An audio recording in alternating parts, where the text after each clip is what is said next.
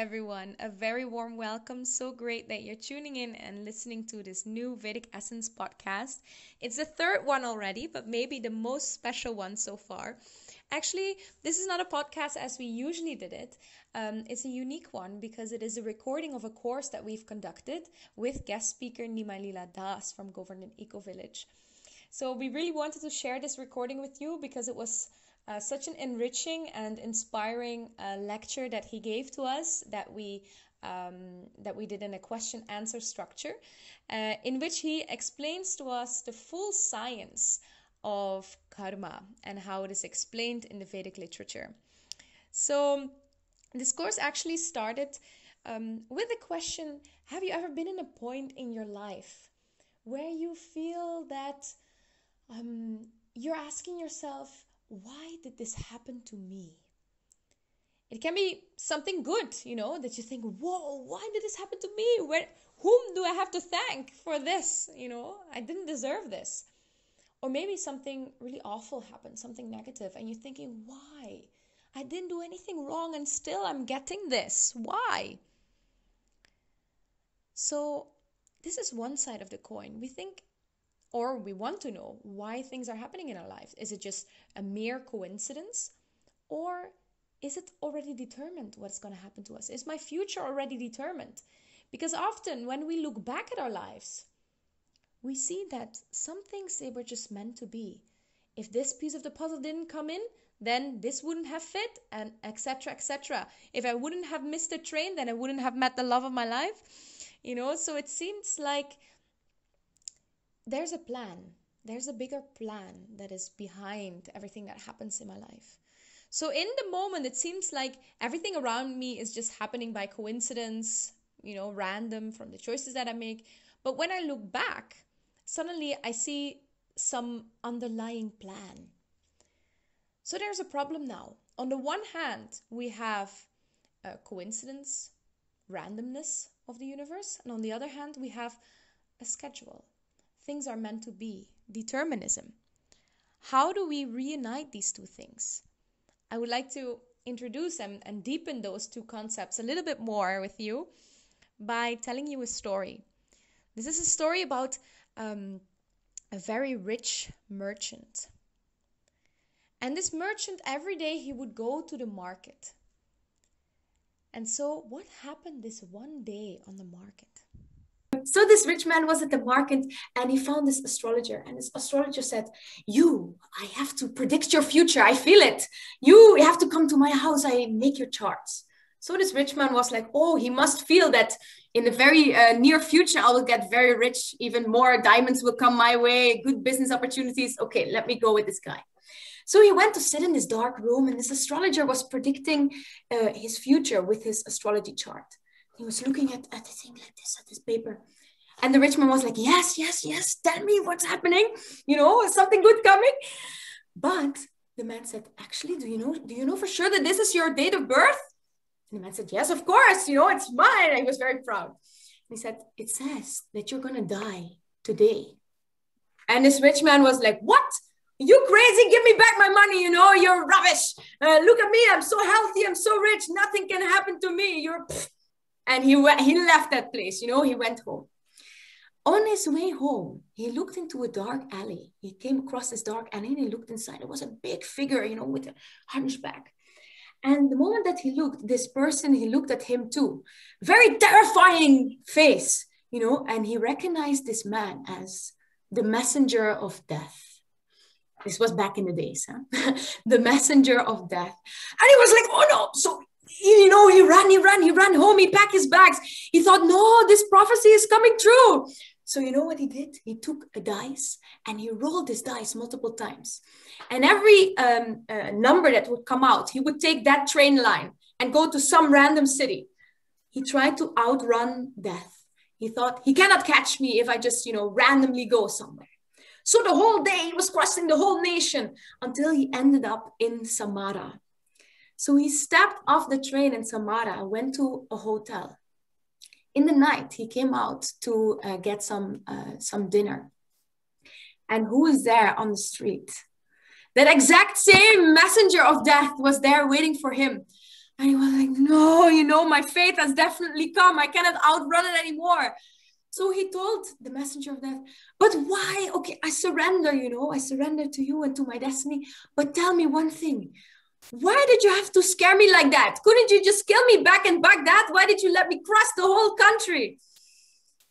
So this messenger said, actually, I wasn't scaring you. I was surprised. That was my surprised face. Because I actually had in my agenda, I had an appointment with you tonight in Samara. And then we get something. Because if that man wouldn't have seen the messenger of death, he wouldn't have gone on the run. And he wouldn't actually have met his destiny. So how much is dependent on our free choice? Can we outrun our destiny in some way? Yes or no? Do we have a free choice? Is the future determined? That are the questions that arise from this example. And that is what we will reveal to you today. And on the other hand, we have the other extreme. And that is that everything is dependent on luck, coincidence. And here to explain this, I have a little riddle for you. So pay good attention because you have to solve a murder now. Once there was a big forest fire, miles and miles of burning forest. There was nothing they could do. But after that forest fire was finally extinguished, after days and days together, they found in the middle of that forest, they found a person. And the person was a man. And with autopsy, they saw that he died out of internal bleedings. But what was he wearing? He was wearing the whole diver's outfit. So he had oxygen tanks on his back.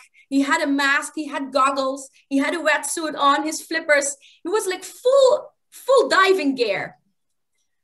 But he died in a forest fire. How is it possible? I ask you, any suggestions maybe? Mastermind. Bert, you have a theory? You always have theories. Maybe it was from the fire brigade. So with a lot of water around him. Yeah, but if there's a lot of water around him, there cannot be a forest fire.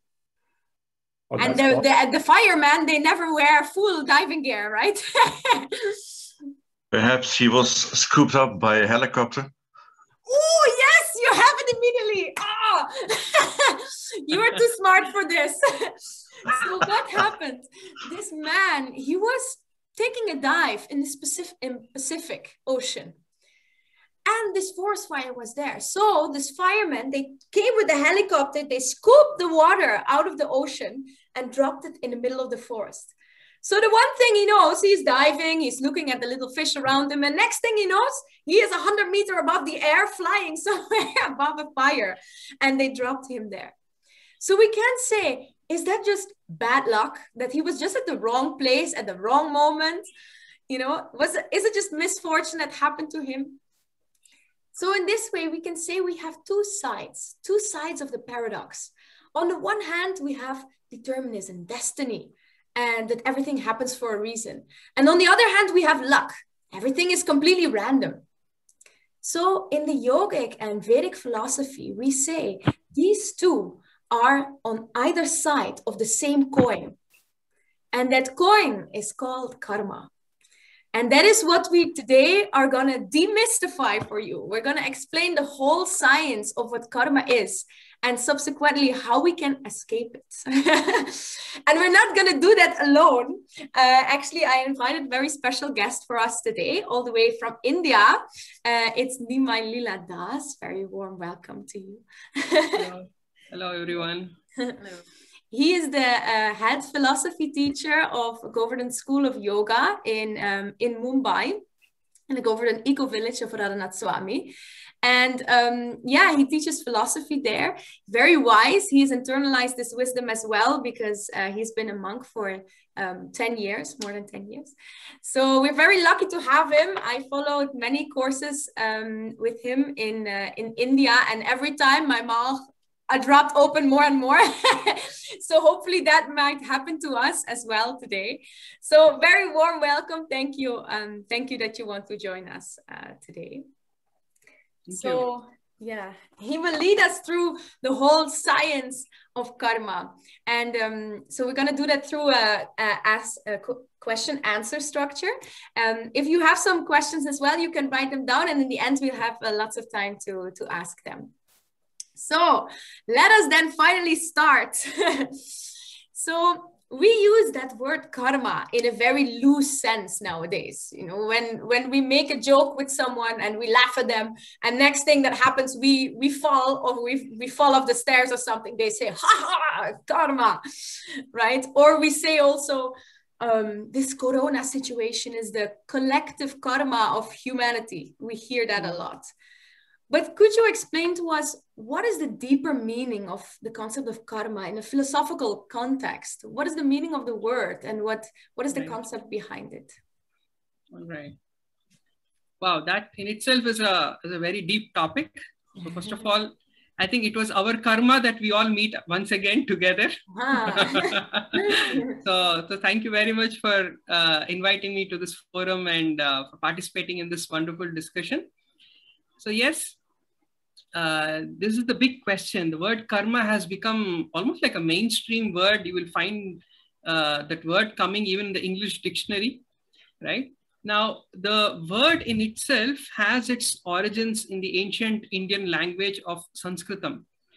And in Sanskritam, the word karma, one of the very popular meanings, is just action. Any kind of an action that we perform is called as karma, right? However, because the traditional societies, the ancient people were so philosophical, they had that vision of looking at things from depth. For them, action just didn't mean the external layer of a physical activity. They wanted to see, is there a layer beyond this physical? So beyond this physical world that we see, is there a subtle layer which is governing these actions? And that is where the deeper meaning, the second meaning of the word karma that comes, which is the first meaning. Remember, we said karma means action, but the word karma has also another meaning, which is a universal law governing all our actions and their consequent reactions. And this is the context in which we heard Celine initiate this whole discussion today, right? So this is the concept that we are trying to understand, because somewhere it challenges a lot of our own understanding of destiny and free will and determinism, right? And as complicated as it might sound, karma is a very, very simple, rational, and to a major extent a scientific concept, right? How do we look at it from an objective way? If you look at the world around us, everything is governed by the law of action and reaction, right? This is fundamental to even modern science, the principle of causality.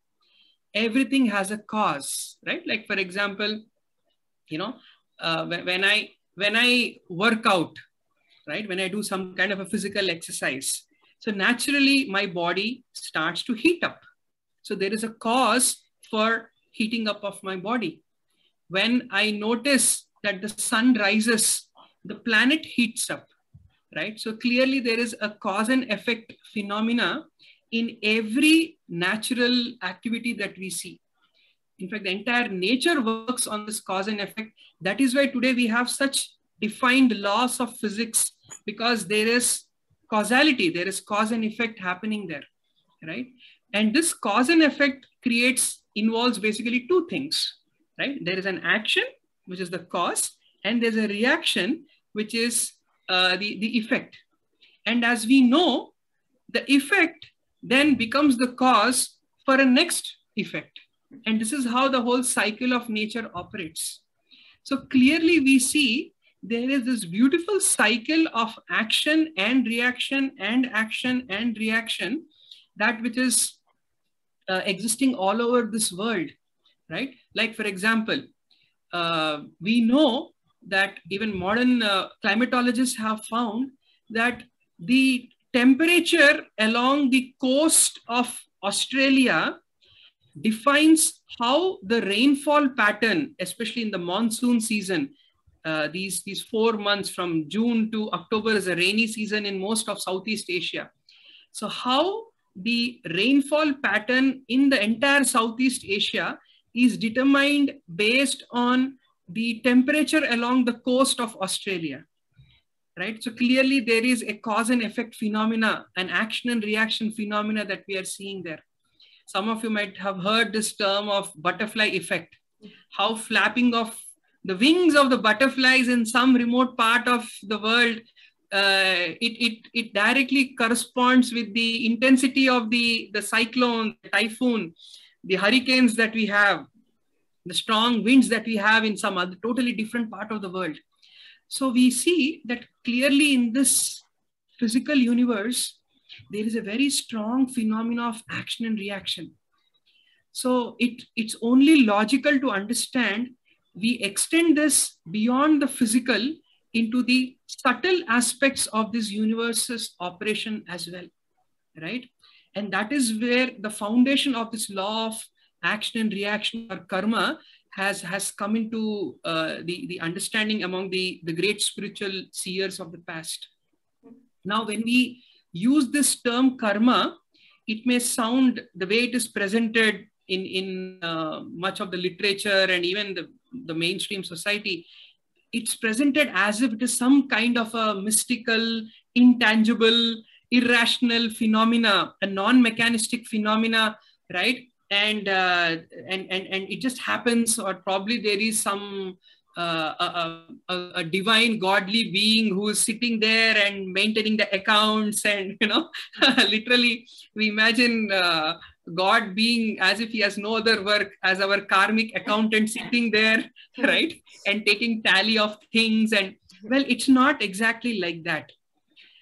To put it in a very, very tangible and an understandable way, think of this. Now, oh no, on the moment supreme. Hopefully he will come back. Right on the essence. That's called karma. That is called karma. I think we're not destined to know the answer at this point. Okay, let's see if he comes back. I can send him a message. Oh. There you are, on the essence of the essence. You are stuck. Oh, you're muted, sorry. Yes, but please enlighten us. Sorry. Yeah.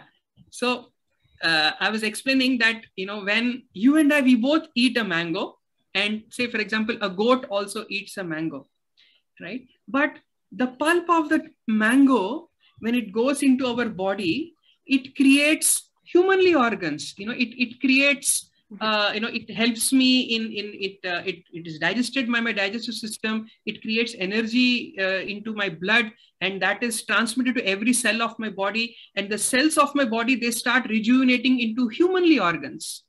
But the same mango, when it is eaten by a goat, it also enters into the digestive system of the goat. It also is assimilated into the bloodstream of the goat. But when the utility part comes, it grows into the form of a goat. Now, if you clearly see it is only the external cause and effect phenomena, I mean, probably I should start bleating like a goat, or the goat should start giving a philosophy class. But we see neither of these phenomena are taking place, right? So what is defining this? From modern science, we understand, we call it the phenomenon of DNA. The DNA within our body defines how everything shapes up within our body. From the traditional science, yes, what is this DNA? This DNA is my ancestral karma. This is where we are demystifying things. This is my ancestral karma. Now let's keep it even more generic. I eat the same mango, right? Bert eats the same mango. I've transformed into an Indianish body. Bert grows into a Dutch body. right? Why again this difference? Because I come from, my ancestral karma is genetically coded into my DNA, right? And birds' Dutch genes code him, tell his body to start evolving in that particular way. So you see, this karma is in short nothing but a memory function which the universe stores, right, at various levels. So DNA is just a physical level. It also happens at a subtle level, right? And these subtle aspects are what we will try to understand in a more deeper essence as our discussion tries to progress. So in short, think of karma as not some outer worldly mystical phenomena. It is just the universe remembering, the memory of the universe with respect to our actions. And like how everything in nature, every action in nature has a reaction, we experience those reactions.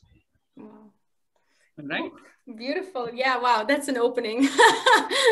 Beautiful. Yeah, so karma is the memory of the universe almost. And it's that every action that we perform has a reaction that can be either physical or mental, right? That is in short. But then, of course, the question comes, sometimes we see reactions without actions. For instance, I have lived my whole life as a perfect citizen. I've followed all the codes. I've taken care of my body. I've eaten healthy, but then I get a terrible disease. So I get a reaction, but there's no action that precedes that. And other way around also, maybe there is a thief who stole a bank and shot some people, and then he's never found, and he just lives with the money happily on some exotic island. So it seems like he also doesn't get a reaction for his actions. How do we reconcile that?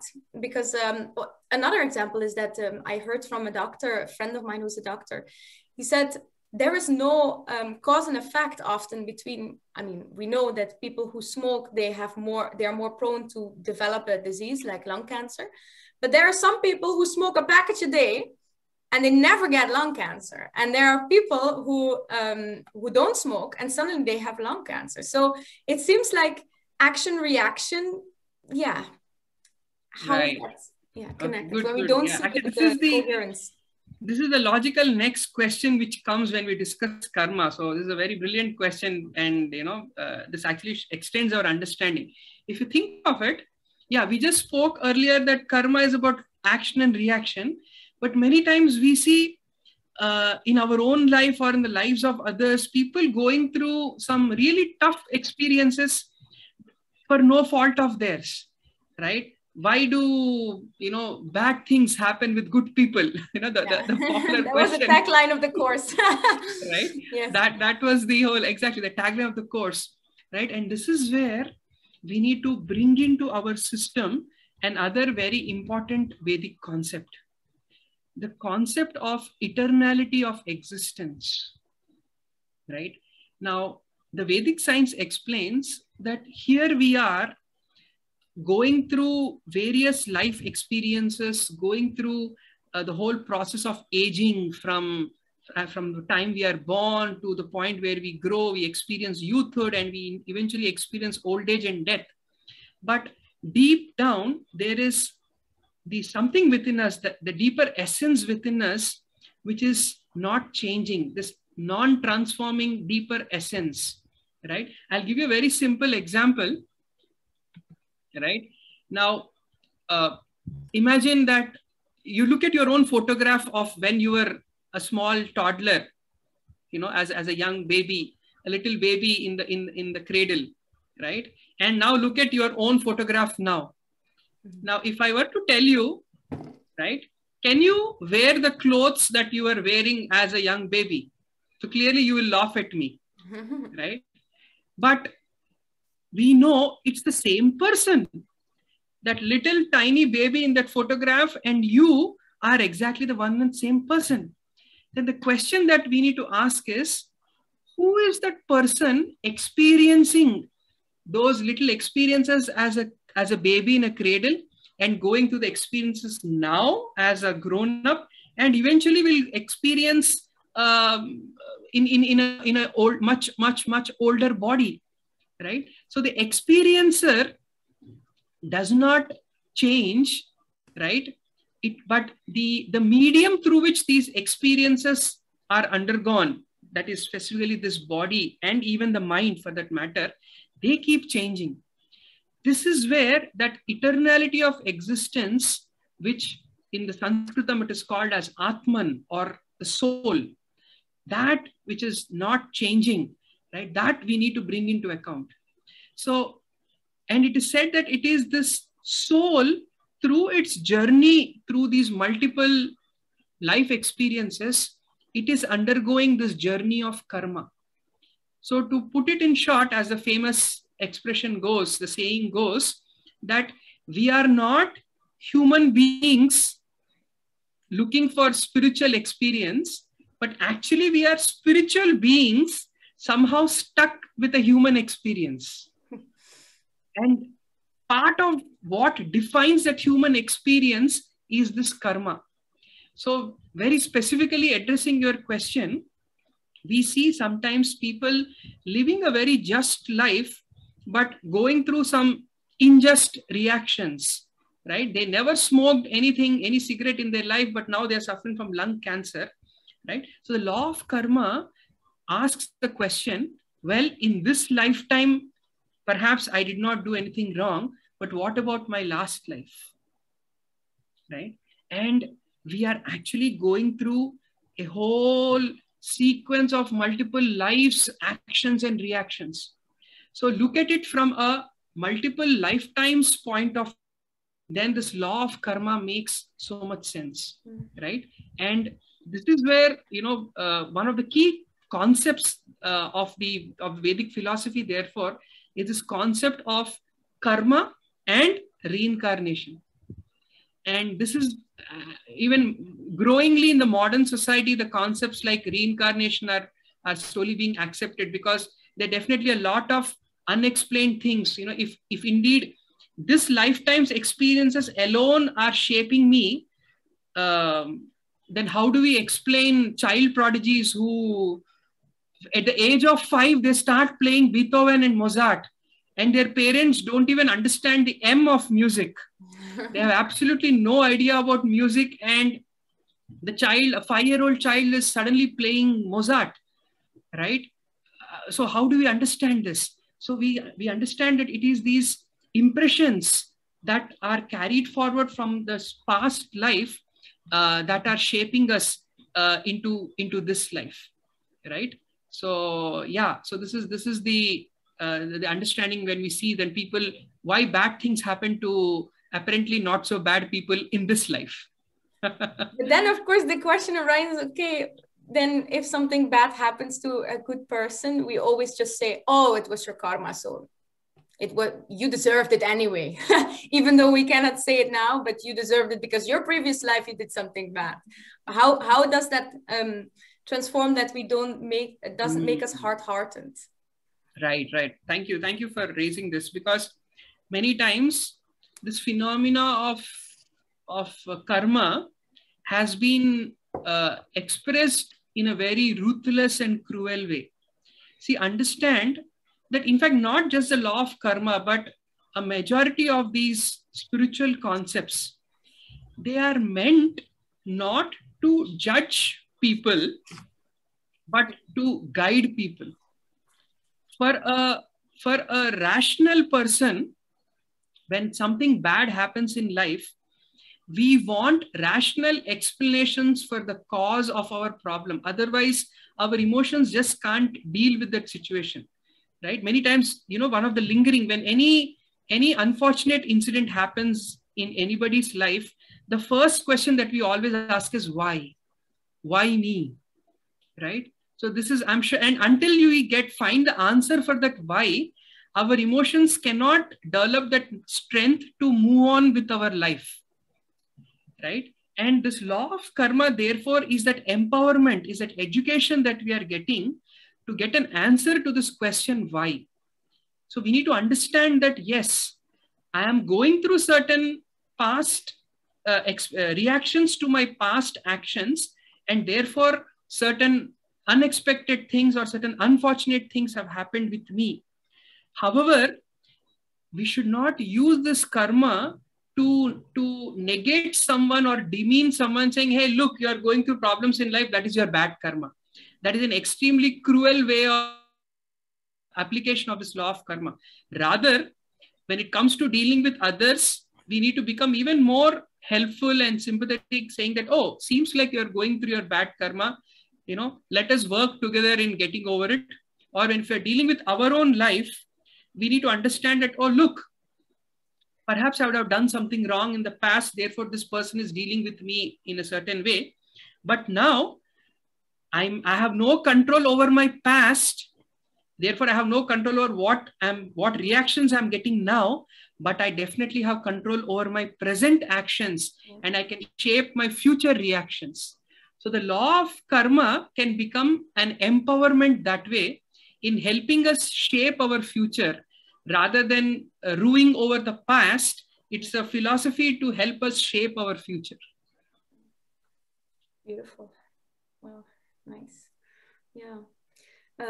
Yes. Another sort of common question that is asked is that, okay, karma, action, reaction, I experience the reactions, they can also come from a past life. But isn't it that when I end my previous life, that also, I end my body there? So don't I start like clean with a new piece of paper? Why do I get negative reactions not immediately with that body or in that life? Why do I have to suffer it now? What is that? What carries that karma along? Okay, yeah. Your every question is only complicating the answers for our audience. So please interrupt me, or we can, if you have any questions later on, please, but I'm going deeper and deeper now. So now first thing we understood is, yes, there is something called as karma. Second thing we understood is there is something called as soul, which is going through the cycle of karma. Now the third concept which we introduce into our knowledge base is, yes, the body in which I performed a bad activity has been destroyed in my past life. Then what is carrying that bank balance, that karmic balance from my last life to this life, right? Imagine when in my last life, perhaps if I was a millionaire, I cannot legally go and claim, even in India where law of karma is popularly accepted, I cannot go and claim that, hey, look, this was my bungalow, this is my palace, this is my property, this is my car, this is my land. I cannot claim that. Legally, I'm not entitled, even in India, right? So why is the universe giving these reactions to me? How is this karmic bank balance being carried forward? So again, the Vedic philosophy explains that when the body dies, the soul gets transferred from the old body to the new body through a covering, through a carrier called as the subtle body. So we have three levels here. One is the physical body, right, that we have, which is what I'm seeing, touching, smelling, the perceivable body, all the organs of my body, which is popularly what we call as body. Then I have my deeper essence, which is my spiritual body. But in between these two, between matter and spirit, there is a semi-physical, therefore the word subtle is used, a subtle part of our existence, which is our mind. It is the mind. Now mind, we always thought is like the brain, right? No, brain is only the hardware. The software is the mind. And it is the brain, it is the mind, which is like this subtle envelope inside which the soul is packaged. And it is this subtle body which carries the soul from one body to another body. And remember, what does mind carry? Mind carries memories. Mind carries information. And it is that mind that eventually shapes what kind of a body should form. First of all, the mind will decide, based on nature, of course, the mind will decide what kind of a womb I will be entering. And once I enter into the womb, based on my karmic impressions which are stored in my mind, it starts determining, okay, what should be the color of this person? What should be the kind of strength, physical strength that this person should have, how much immunity this person should have, what kind of the entire, that genetic makeup, the DNA is what we are saying, right? All of this and beyond the DNA, of course, is all the subtle information is carried by the mind. So it is the subtle body, which is what is something that we will keep continuing in all our journeys across multiple lifetimes. So that is, so even though the physical body in which we performed a bad deed has been destroyed in the last lifetime, through the subtle body called as a mind, we store that information and we carry that karmic balance with us in whichever life we enter into next. But then, yeah, why do I not remember that? What? Because if it's memory from past, right, and it's still somewhere there, but I have no access to that, but still I'm reaping the fruits of that. So how does that reconcile? Okay, good, right? Yes. So if mind or my memories are what that I remember, right? At least in this lifetime, I do remember, you know, some things that I did in my childhood and I still remember them. Why is it that I'm not remembering my past life memories? Right? Of course, in some exceptional cases, even some people remember that.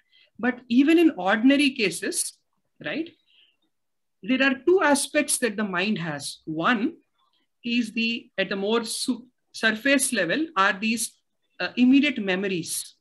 But beyond this, at a deeper layer, what we have are, at a subconscious layer, what we have are impressions. So there are memories and there are impressions. Right? Let me give you an example. I eat chocolate for the first time. I enjoy eating the chocolate. I remember eating the chocolate. But along with that, I'm also creating an impression that, hey, I like chocolates. Right? Next time, I again eat a chocolate. I enjoy eating the chocolate. And now that impression becomes stronger. Marcel. And he's practicing immediately. Right. So then over a period of time, that impression of eating a chocolate becomes so strong.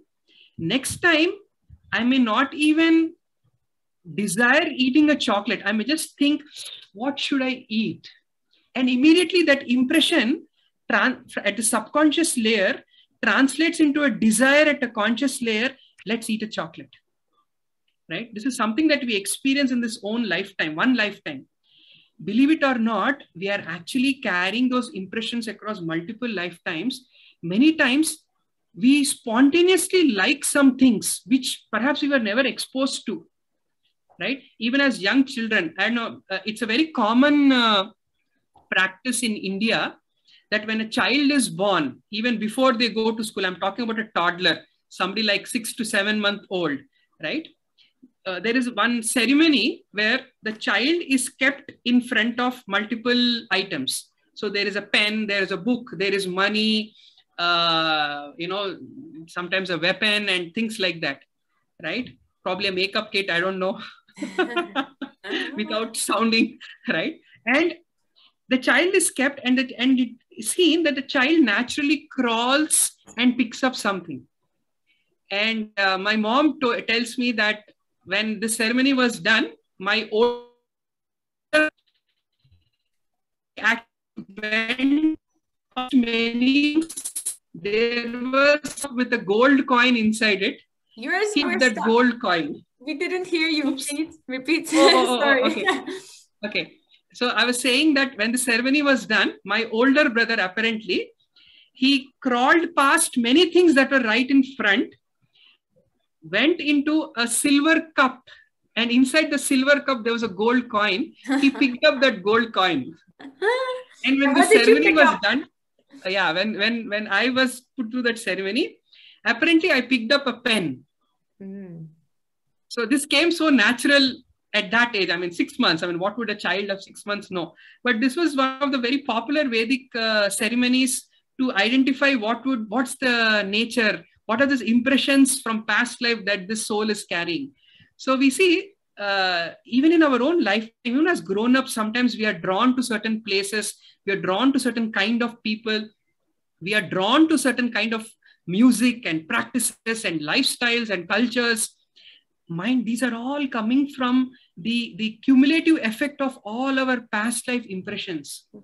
So that is why even the mere fact that you all are sitting here, I mean, there could be so many things you could be doing on a Saturday morning, on a weekend morning, but the fact that you're sitting here listening to a topic on karma from some prehistoric scriptures itself indicates that there are some strong impressions that you're carrying from your last life, some spiritual impressions, and that's what you're trying to fulfill, like that. So yes, so the idea is that we may not remember all the active memories from the surface, from the conscious memory, but in our subconscious mind, we do have a lot of impressions. And those impressions are what that shape us in this life. And that is how the karmic, that's why I use the term karmic impressions and not karmic memories. Right? Yeah. So we can all give ourselves a tap on the back now. Literally, I mean, we did it. Because you have spiritual inclinations, I mean, you're sitting here, somebody would be having inclinations of, I don't know, maybe even becoming a killer or something, and they will end up doing something very ghastly, something unmentionable, right? Yeah. Yeah, that's actually nice.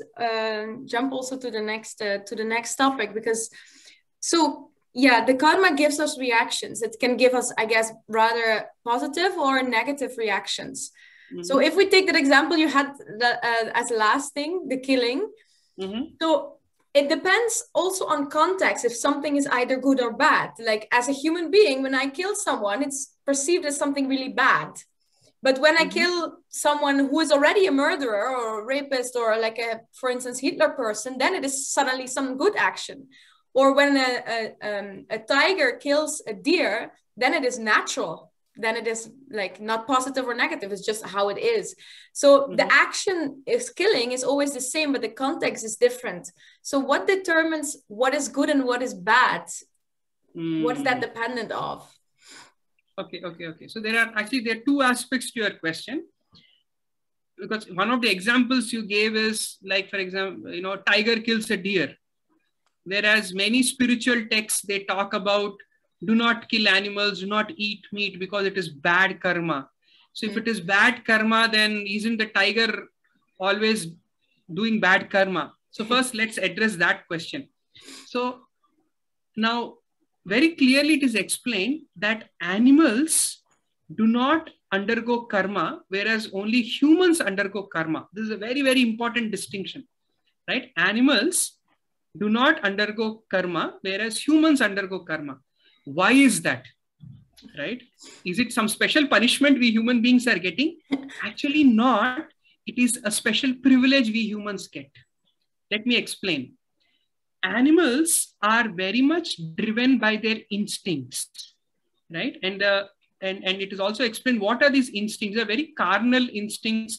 Like for example, the instinct to eat. When a tiger is hungry, it will not see, oh, it's Lent now, so I need to fast, or it is some Ekadashi, I need to fast, right? You'll never hear a tiger ever fasting, right? When the instinct to eat comes, no matter who is in front of it, it just kills, eats it, right? Likewise, to sleep. When an animal has to sleep, it sleeps. It is not going to stay up all night watching the Euro finals. It's only us humans who are stupid enough to spoil our sleep and we wake up and watch football, right? But animals don't do that. When they have to sleep, they sleep. When it comes to expanding their species, that inner drive to expand their species, to reproduce, right? When animals feel that urge, that instinct to reproduce, they engage in that activity. And likewise, that inner quest to survive and fight protect its dominion, protect its cave, protect its tree, protect its region, right? This is something which animals are just driven by. You'll never see an animal sacrificing, okay, from today you can take my cave. No, they will fight tooth and nail to hold on to their cave, right? Now we humans, right? We have the ability to act beyond our instincts. Our instincts never limit us, right? When it comes to eating, if a human being decides that, hey, I need to go on a diet because, you know, whatever, I'm putting on weight or I want to do something with my body. So if I need to, or even something very spiritual, like I need to fast today, we have the ability to act against our instinct of hunger, right? We have the instinct to act against sleep. We have instinct to acting against reproduction. We have we can rise beyond our instinct to fight. We have the ability to rise beyond this four carnal or primitive instincts, right? Because we've been endowed with that higher level of discrimination to act beyond our instincts, as Spider-Man famously says, with great power comes great responsibility. Right? So we have the power to act beyond our, that is our human special superpower. Every human being has a special superpower to not succumb to their instincts, right? And because we've been bestowed with that special superpower, we are accountable for our actions, and that is where the law of karma comes in, right? Of course, this ability to act beyond our instincts can sometimes make us behave worse than animals. I often give this example that when a tiger is well fed, if it just ate a deer, for next 2 weeks, it will not eat anything. Even if there's a whole herd of deers running around, jumping around, rolling in the grass in front of the tiger will just peacefully look at it. But whereas you and I, when human beings, after I ate for my stomach full, if I'm offered after eating 5 pizzas, if a 6th pizza is offered, you'll say, can I pack it and take it home for tomorrow? Right? Can I save this food for the next 1 year? Right? So we do sometimes act worse than animals, right? Mm-hmm. So this higher, that the freedom to not limit ourselves to our instincts is a special power that we have. That's what makes us different from animals. And therefore, because this power has been given, a certain responsibility in the form of karma also has been given, right? So this is essentially, the understanding. Now, what then, defines these actions? Remember earlier on, I said that how the entire universe is operating according to a certain law of action and reaction. So the Vedic scriptures explain that even for our actions, there is a universal law called as Dharma. Dharma, the word is many times, it has multiple meanings again in Indian languages.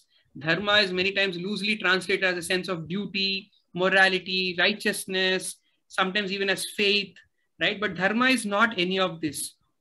Dharma is basically that fundamental, intrinsic, our sense of being, a fundamental law which is governing us, which is governing our sense of being and existence, right? So acting according to dharma, the more you act in sync with the law of the universe, the more you will live a karma-free life.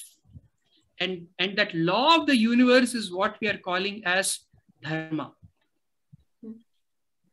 Yeah. So maybe it's easier to define then what is the duty or the dharma of a tiger, because he's, it's very clear cut that he needs to survive, he needs to breathe. But then what is the dharma of a human being in that sense? What is our righteous path, or the path that belongs to being human? Right. So at a fundamental level, dharma is living a life in such a way where we are gradually training ourselves to rise beyond our instincts. Right? I repeat, living a life in such a way that we rise beyond these instincts and inclinations, these animalistic instincts and inclinations, right? At a fundamental level, that is dharma. But when we go a little more deeper, right, the Vedic science explains that the very dharma of the soul, because now we are talking beyond just human beings also, right? Because even human being is just one designation, so to speak, in the entire cosmos, right? The human being is just one species. But if you look at the most fundamental level, that essence, that soul as we define, it defined that the nature of the soul, right, is threefold. It is eternal, it is cognizance or full of knowledge, and three, that sense of eternality or permanence and knowledge, it creates a sense of bliss or happiness. So at a deeper level, realizing this, that Sat, Chit and Ananda, these are the Sanskritam terms for it, very, very popular in many Vedic texts, right? Sat means eternal, and realizing that, hey, in this journey of life, in the journey of universe, my deepest essence, I am eternal. I am just going through these various bodies, various life experiences, various designations, sometimes as a man, sometimes as a woman, sometimes as an Indian, sometimes as a Dutch, sometimes as a human, sometimes as a cockroach. But I, am that eternal being, that eternal life, which is going through all these various life experiences. And because I am eternal, at my deepest sense, it is not ignorance which is covering me, but I am full of this knowledge. And with that sense of permanence and knowledge, I am that embodiment of happiness. Happiness is not something outside of me, but it is something within me. And discovering that inner state of eternal happiness is what is the path towards this dharma. And the Vedic texts take it one step deeper, that this happiness at the level of the soul is experienced by the soul's innate nature to love and be loved.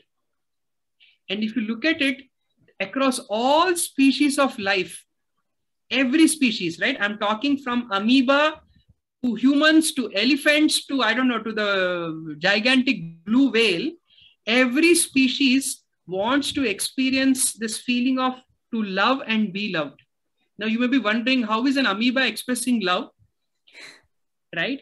The love at a very, very primitive stage is experienced through the desire to survive, self-love.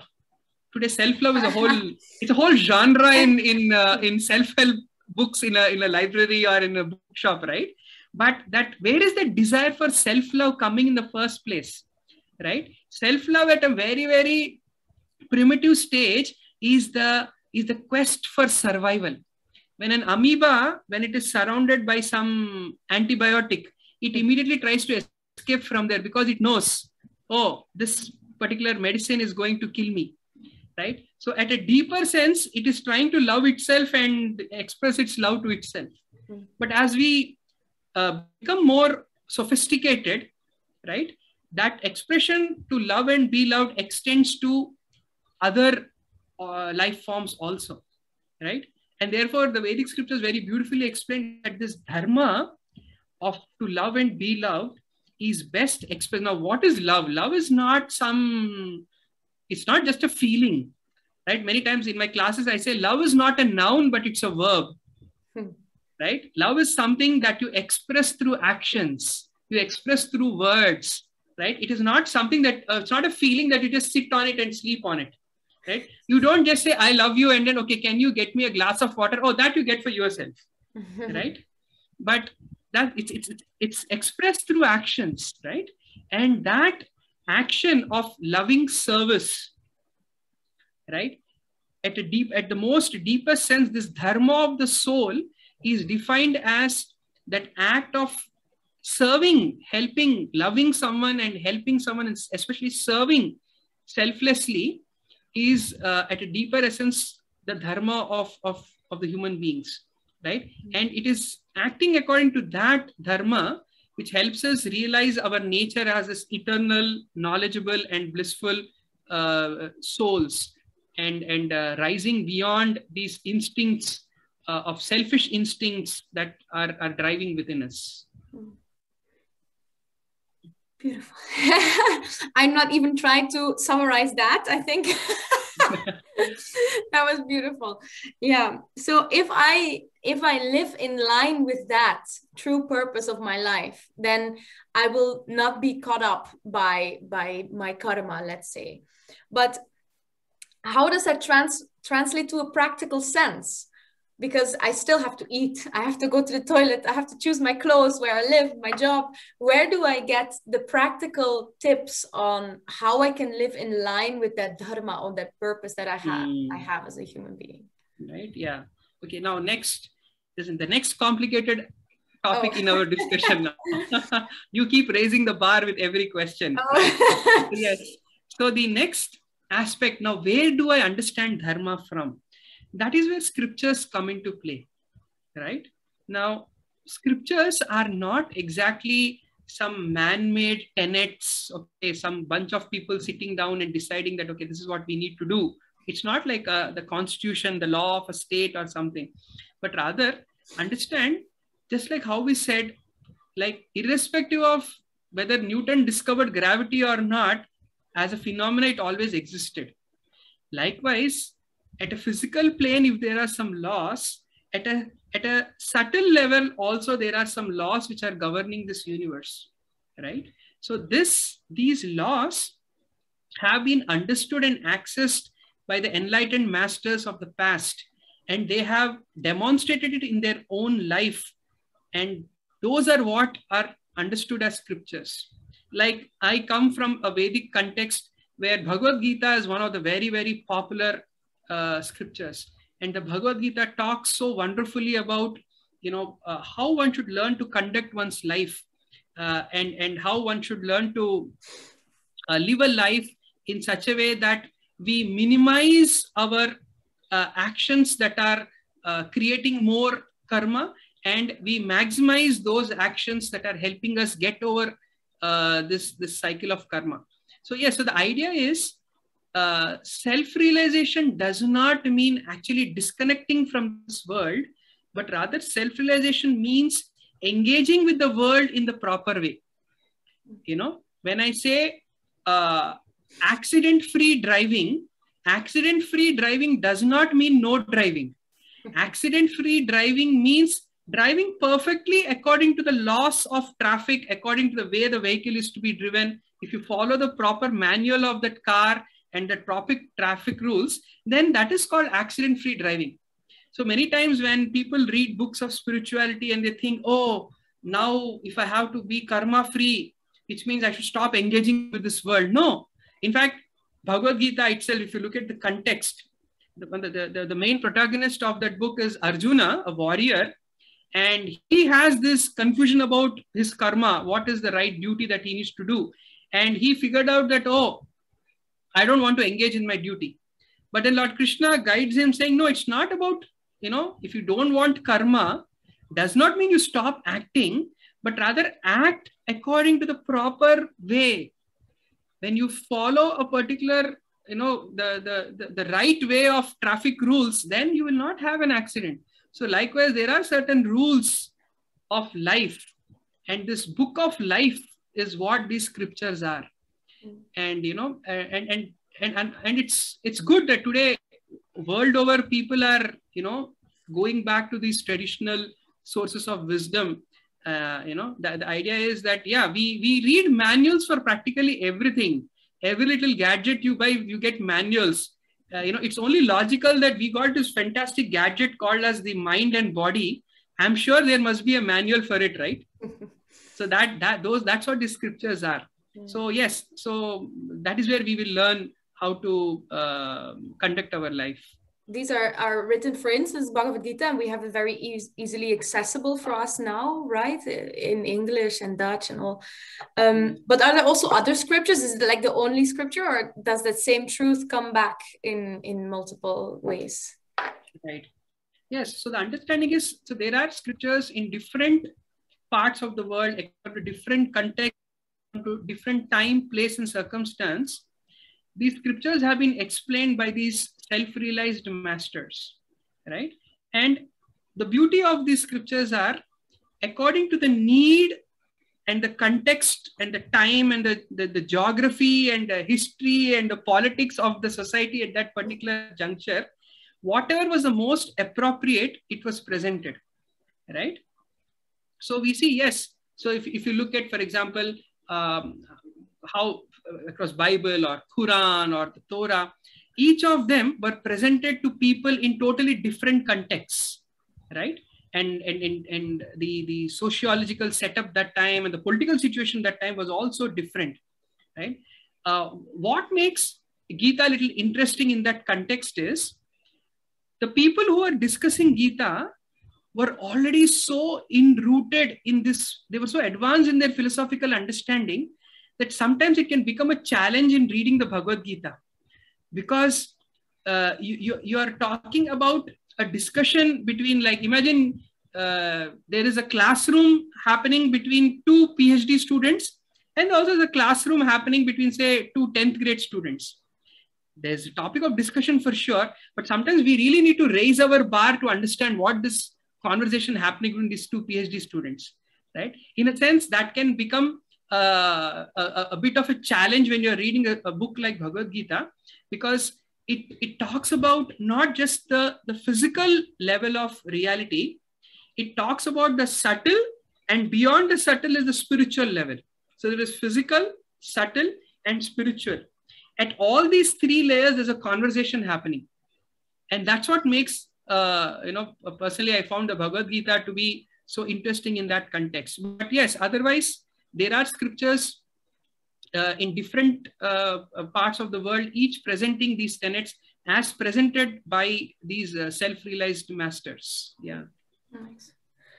Okay, then we arrive, I think, at a point where we've been waiting for also for now. That is where does the question of free will comes in, because if my karma plays out, that means that all the things I did in the past, they determine how I am now, what I feel now, how I think, how I act.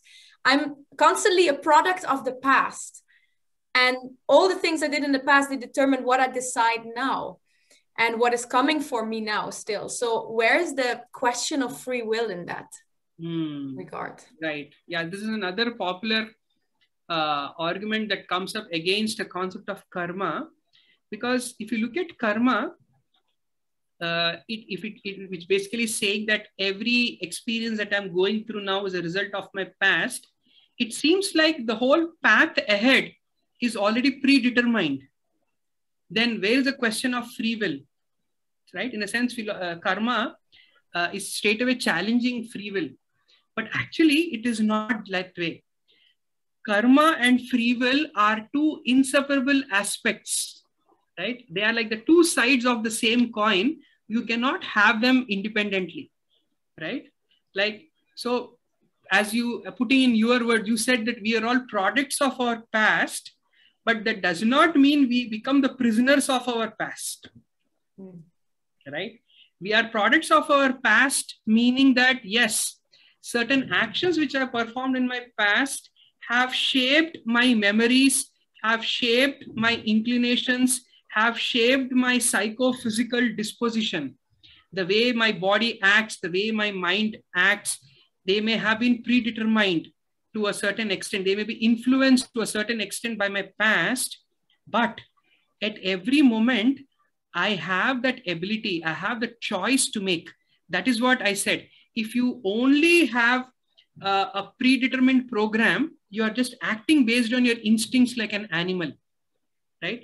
So this concept of lack of free will may be more applicable in the context of animals, but when it comes to us humans, it's much different, because we've been given that superpower to act beyond our instinct, and that is what is called as free will. At every moment you will hear, every time you are succumbing to your instinct or your default pattern, right? There is an inner voice that says, hey, maybe you should not do this, you should do something else. Of course, we don't listen to it many times, that's secondary, but right, if you just continue to act based on your instincts and inclinations, right, then you will see that your expression of free will is something which you're not utilizing. However, yes, we do have that inner ability, right? In fact, if I were to put it in a very, very simple way, think of your karma as your default habits, your habit patterns. Because when we use the word habit, we limit it to just one lifetime, right? But let's extend this concept based on all this newfound wisdom that we discussed today. Think of your habits as something that have been shaped across multiple lifetimes. And I have a particular default response to life situations, which I'm calling as my habitual responses. But these habits are something that I can mold, I can reshape. And in a sense, the fundamental essence of all spiritual practices is rooted in this one principle. We are trying to break the pattern of our habits. In a sense, that is what all the spiritual discipline, spiritual lifestyle is all about. It's about breaking our habit patterns. So yes, we are definitely products of our past, right? But we don't have to become prisoners of our past. I have the ability to rise beyond my habitual patterns, my instinct patterns, my inclinations, and shape a better future. Like that, yes. It reminds me of an example that I saw in the class of Chaitanya Charan. He said there was this man who was fan of Bollywood. He was like always watching Bollywood films and things, and he was saying, and he liked it so much. And every time on YouTube, he would find like nice Bollywood videos and things. And then one day he came to Bhagavad Gita class and he was mesmerized by all the knowledge from the Gita. So now he went to his computer and put on Google, he wanted to write Bhagavad Gita. But when he put the B of Bhagavad Gita, all the things came up, Bollywood this, Bollywood that, Bollywood actor, and then he got so distracted that he forgot his first inclination. So I think in that sense, all these other things that pop up on the screen from our past, that is the product of the past. But we as a free will have to exercise to overcome that. And I think maybe in the beginning it is hard. You have to fight, but slowly that default pattern will also change, and then it becomes like a second nature. So right, nice. Exactly. Yeah. Then of course the big and maybe final question, it's a big one, so you can take your time for this one, is, so how do we escape then those habit patterns? How do we escape karma? How do we escape these bad reactions? What is the practical thing that we can take home in order to transform our lives in that sense? Okay, this is where it all boils down to. This is the grand summary of all that we discussed. Grand finale. Yeah, exactly, the grand finale. Yeah. So yes, so it's some important concepts are best understood through pictures. So I'm going to draw something. Let me very quickly open the whiteboard. So I'm sure you all are seeing this whiteboard here. All right.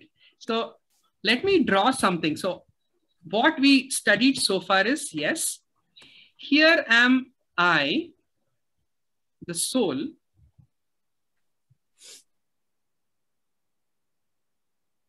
and this soul is expressing a certain desire, right? Like in this case, my desire to eat, right? I want to fulfill my hunger, right? But then these desires are many times influenced by my past impressions,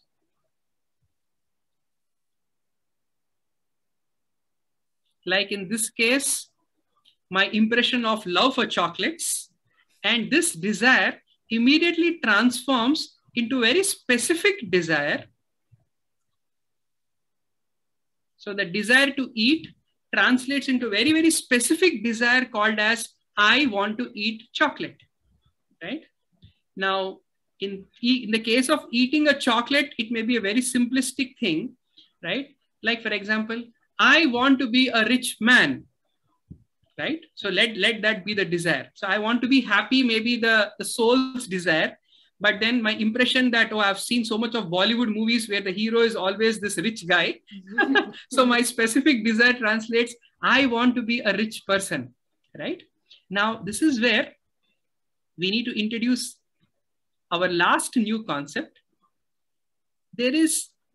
Because there is a law of karma, there also has, whenever there's a law, there has to be a law controller. So the universe which acts like this law controller. It checks. It checks for what? It checks in my karma bank balance. Hey, does this person actually deserve to eat a chocolate now? Does this person actually deserve to become a rich man right now? Does this person deserve to answer this question right now? Right? So then, based on this, the universal controller, right, gives a signal, okay, either yes or no. In this case, we will say okay. And this okay signal is what is executed by our body and mind.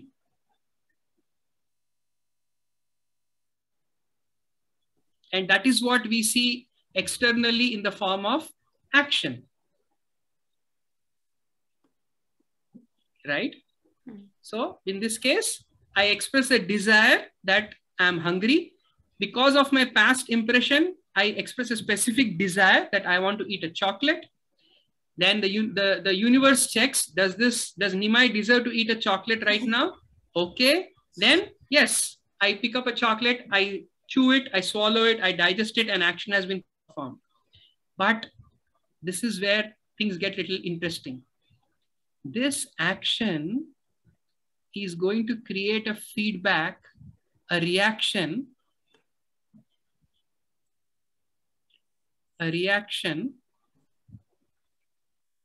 which is what is adding to my karmic bank balance. Every action I do is going to create a karmic bank balance, and this karma influences my impressions. This karma creates my, we use the word impression, we can even call it a habit. It creates my habits and impressions, and they end up influencing my future desires. And this is where it seems like I'm caught.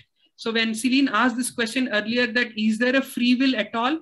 If this karma and these impressions are so strong, sometimes it looks like we are just sucked into those habits. Like, for example, somebody who's going through a major addiction, right? Even though they know that they don't want to indulge with that substance, these impressions of the past are so strong that it dominates over their present desire, and they get stuck in this negative spiral and seems like they can never get out of it, right? So this is in general what is happening. Now we need to find solutions. So where can we intervene? What are the solutions that we can create?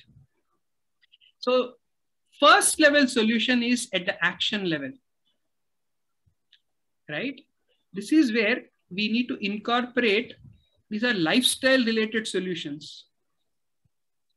Have the proper lifestyle, right? Have a karma-free lifestyle. Now, this is in itself is a whole topic, but I will talk about few simple practical things. Like, for example, the food that we eat, right? Try to ensure that the food that you eat involves minimum amount of harm to others, right? Technically in Sanskrit, it is called a sattvic food, right? When I use the word minimum amount of harm, I'm not just referring to, say, cruelty-free food. Harm also means harm to Mother Nature. So if you can, as much as possible, if you can have food which is grown naturally through organic means, then you are enjoying karma-free food or minimum karma food, right? In terms of our product choices,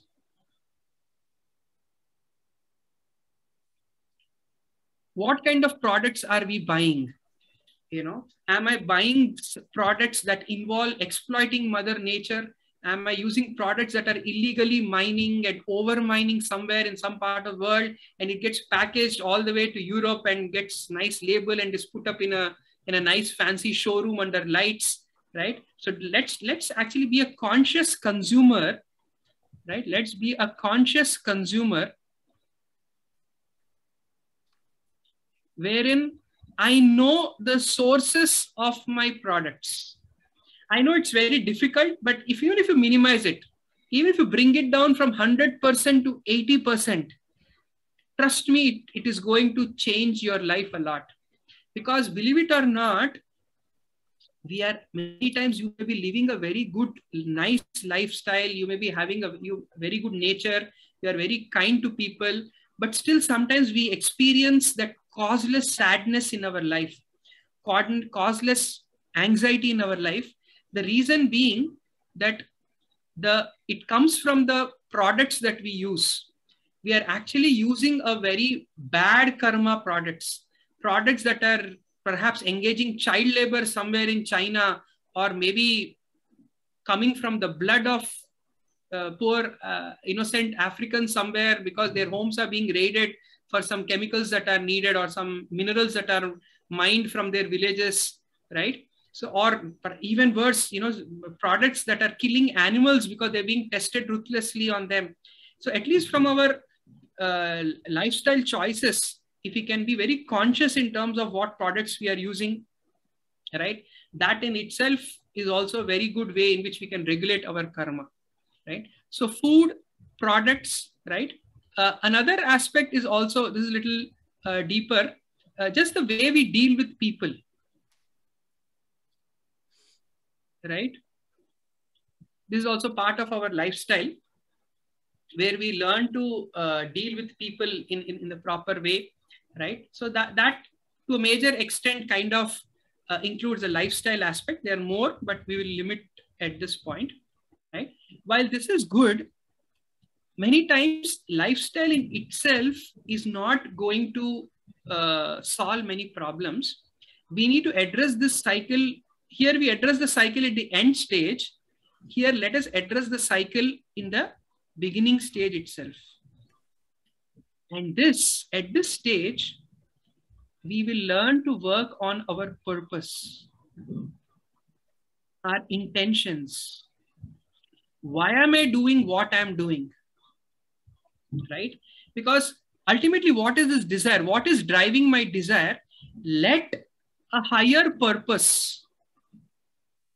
You remember when we discussed about dharma of the soul as that element of selfless service, right? We discussed the nature of the soul is to experience that bliss, and that bliss is experienced through to love and be loved. And I said love is a verb which is expressed through that selfless service, right? If the purpose of our actions is rooted in some level of selflessness, right? Then we learn to purify our desires, right? Here we are through lifestyle, we are purifying our actions. We are regulating, purifying, right? Our actions with a sense of higher purpose. We will learn to regulate, purify, rectify our specific desires, right? Now, when I use the word selfless, don't take it to be so extraordinary, like, okay, from today, my life is of sacrifice. No, even in your own, even at home, think about it. Many times we are so unkind to our own families and friends, right? We become very selfish. Okay, it's only my agenda. It's my needs, right? Even just a little extending yourself, right? Helping your mom in the kitchen. Okay, Lillian will be a very happy person today. Right? Or just extending yourself because ultimately, if you look at it, there is only one problem in this world: selfishness. When all the conflicts, all the war, all the terrorism is just selfishness, or whether you're looking at natural calamities like climate change and pollution and this and that, is again human selfishness to control Mother Nature. Selfishness has just transformed our society into a society of exploiters, either of people or of animals or of nature. And if selfishness is the only problem, the solution is also just as simple: selflessness, right? Let greed not drive us. Let a higher purpose drive us, right? So we need to get over this greed-oriented mentality to a purpose-oriented mentality. And when we internally align ourselves. And this takes a bit of, constantly reminding yourself of this purpose. Write down, for example, if you are a dancer, for example, right? Now, as a dancer, at one level, your purpose could be, okay, right, let me earn money and so that I take care of my family and friends, which is very good.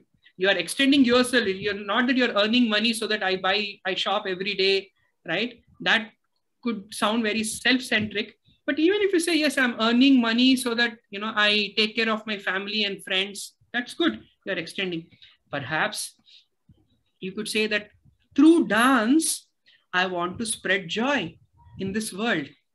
So now the same activity of dancing, you're not changing your life, you're not changing your profession, you're not changing your action, but to that same action, now you have attached a higher purpose. And believe it or not, purpose gives you fulfillment, not success. I repeat, purpose behind your actions give you fulfillment in life, not the success after you perform your actions. Right? And that was the hallmark of the traditional societies. People were so happy in the past because they lived a life of purpose, and that's what gave them fulfillment. Right? In fact, if you can make purpose as the motivation of your life, even before you perform an action, you're already satisfied. Because you know that, yes, I'm engaging in something powerful, something meaningful. Right? Irrespective of what the result will be, you will be fulfilled that, yes, I gave my best effort. Rest is karma. You see, this is the positive application of the karma philosophy, right? So this is where you are now letting your purpose define your responses to life and not the results, right? And of course, there is a third aspect also where you may have taken some lifestyle oriented changes. You may have written down a higher purpose for yourself and you paste it on your mirror every day so that every day after bath, you're looking at it and reminding yourself that, yes, this is what I need to do. But you may lack the inner determination to stick to them. Your past impressions, remember, your past habits and impressions can be so strong and overwhelming that they tend to override your purpose. They tend to distract you from these lifestyle changes that you have made. And this is where the third strategy comes in. I need to clean up this mess I created in the past. Right? Like I said, when we said we are product of our past, but we don't have to become prisoners of our past. This is the most powerful among all these three techniques, where I learn to reform, right? Where I learn to create an internal transformation. And this is how best done, according to the traditional practices, through techniques like meditation and reciting of sacred sounds. Technically, they are called as mantras, right? Just, mindful hearing of these mantras, careful meditation practices, they are so powerful. They literally enter into your subconscious mind and they remove all these past impressions that are constantly disturbing us and distracting us. So this is the third level in which we learn to, get over our karma. So these three levels. So if I may were to give a simple formula for it, right? So we will call it as react. It's not react, but react, which means change the way you are acting. Right? Resolve. Take a resolve of a higher purpose and reform. So with react, resolve, and reform. With this 3R formula, right, you will be able to get over the big R, the reaction. Karma means reaction, right? So with react, resolve, and reform, we will be able to overcome our reactions, right? So the idea is, as I said earlier, it's not about giving up driving, but it is learning how to drive without any accidents. Because if you give up driving, you will never reach your destination. Because understand, our life is a journey. So I cannot stop acting just as much as a traveler cannot stop driving. So driving is something inevitable, right? And obstacles in driving are also inevitable. There will be challenges, right? Many times when there's a common question that I get, when I talk about these techniques of meditation and spirituality, people come up to me and ask that, oh, does it mean I will not have problems again in my life? Then I reiterate, no, problems will always come. The life challenges will always come. The miseries of life will always be there, but your responses to them are going to change, right? So this is the principle. Problems are compulsory.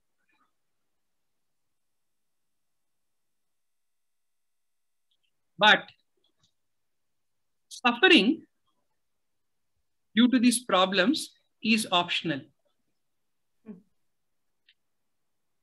So if you follow this 3R formula of react, resolve, and reform, guided by scriptures, guided by spiritually minded people, by experienced practitioners, fellow practitioners, right? Then you will see it is not that these karmic reactions will stop coming, but they will stop affecting you. That suffering because of these problems will go away.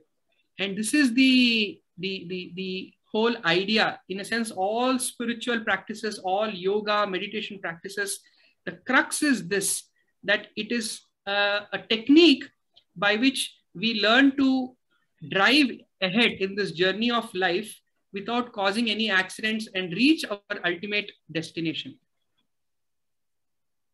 Okay, so let me come back. Let me close this board now. Okay, yeah. Yeah, thank you so much. First of all, I take deep bow. Beautifully explained. Thank you so much for taking us through a whole journey of karma from zero to infinity almost. I thought maybe it's nice to open the floor for questions. I saw there's some in the chat box, but maybe it's nicer if you would like to ask them yourselves. So if you have some difficult questions for Nima and Lila, you can ask them now.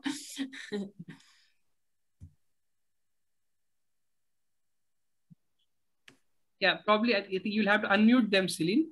Oh, really? No. Oh. You can unmute yourself. Shall I start with a question then? Yes, please. Yes, please. So basically, how is it all linked to the Akasha field? And yes, also the second question is there also not a lot about the future already captured in the Akasha field? Right. Okay. So now, what exactly is the Akasha field for those of us who are hearing this term for the first time, right? Remember I spoke about these 3 levels of reality. There is physical, subtle, and there is a spiritual. So the subtle level of reality is this Akashic field, right? Which is literally storing everything which is happening on earth, every action that we have done, right? Think of it this way. Every mail that you ever sent, right? Though you have sent this mail, and though it is the mail perhaps would have, okay, buy this, sell this, shop for this, go meet this person. These are all actions which are happening in the physical world, but a record of all of this is existing in a server, in the cloud, in the Akasha. Literally, another meaning of the word Akasha in Sanskritam is sky. And sky is where clouds are. So it's it's so metaphorical. Google, all the internet works on a cloud in Akasha, right? So yes, in the internet space, there's a record of all our life, or at least our virtual life, so to speak. Think of this Akasha plane to be like that, which is a plane of information where all of this information is stored. This is how certain advanced mystic yogis, in their state of trance, they access that Akashic field, they retrieve the information and say, hey, 10 lifetimes ago, this, you did this action, therefore you are going through this karmic suffering now. You do this counter reaction, and that is how you will be kind of protected or something like that, right? So Akashic fields are there. And for most of us who are not acting very strongly in a spiritual way, not working on this 3R formula that we discussed, it is very natural that we follow the path of maximum probability, which is what these Akasha planes are predicting, right? Like, for example, in India or all over the world, there's this concept of astrology. I'm sure everybody heard about astrology, right? So what is the basis of this astrology, right? It is based on my past action. It is just like saying, let me tell you a story about this. A popular story, some of you might have heard this. So this one time, a not so intelligent woodcutter, right, was sitting on the other end of the tree. Imagine if this is the tree and this is the branch. He was sitting here and cutting the branch.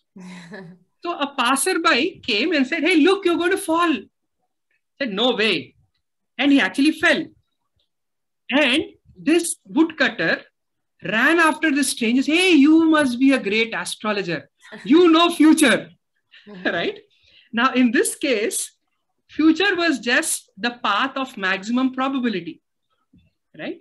So much of astrology works on that level where, based on our past actions, remember, I said the universe is storing it, and there are multiple ways of getting into it. We'll not go into those details, but there are ways to know this, and based on which astrology gives you a path of maximum probability of your future course of life.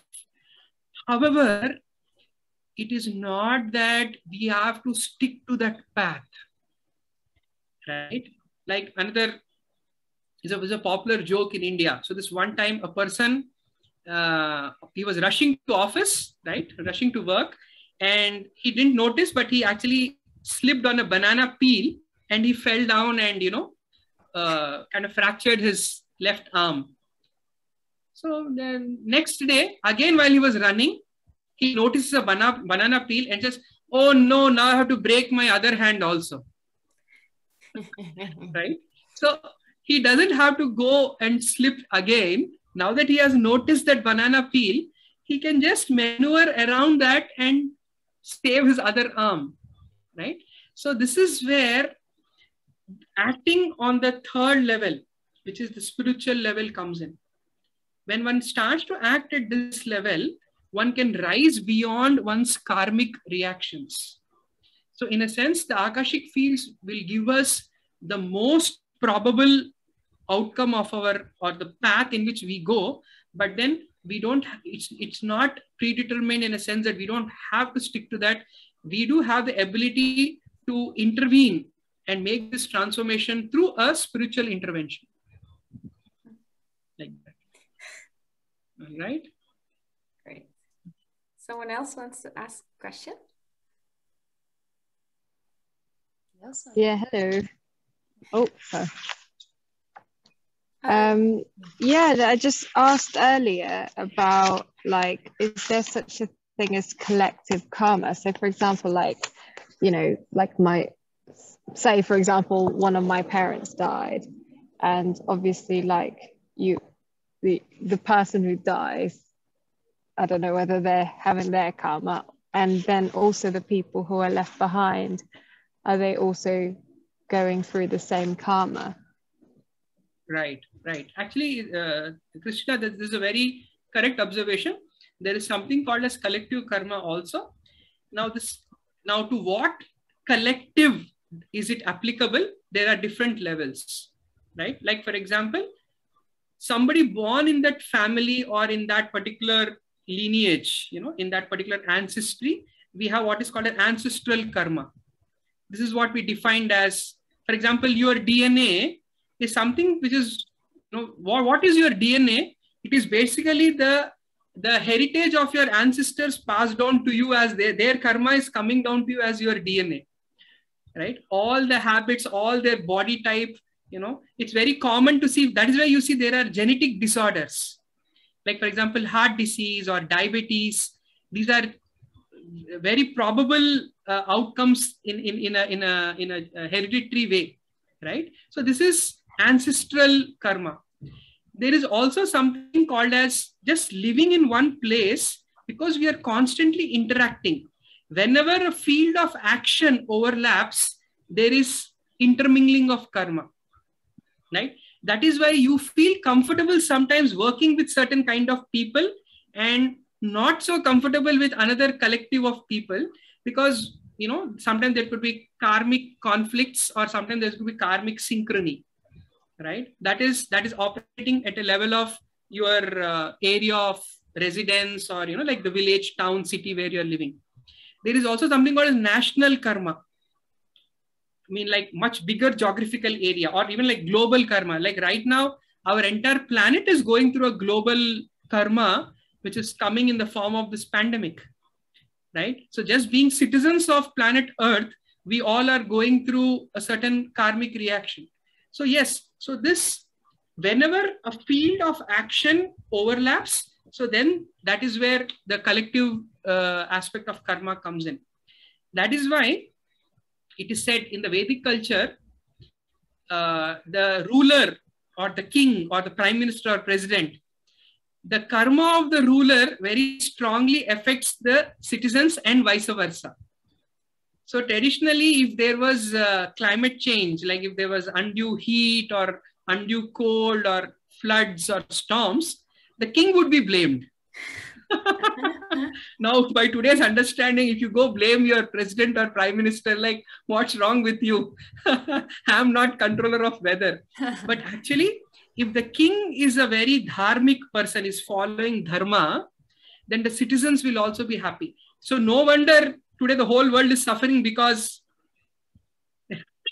our rulers are right. I'm not saying it. You thought about it. Okay. Yeah. So yes, collective karma is very much applicable, Christina. Yeah. Yeah. I think Helene also has a question. I was thinking, when you are doing in this life, you have bad things. If you did bad things, you were a beggar, not a beggar, a thief or a killer. And that karma is too heavy, and then you commit suicide. Is that the reason that your karma is too heavy? So your question is that when somebody has performed some very bad activity, like killing or someone, and so how is the suicide part connected, you said? Say it again, please. How is the suicide aspect connected to this example you were giving? Somebody has a very heavy life where he did bad things, and at the end he decides to stop this life. Suicide. The karma is too heavy to bear. Right. So what kind of pushes someone to such an extreme step like committing suicide? Yes.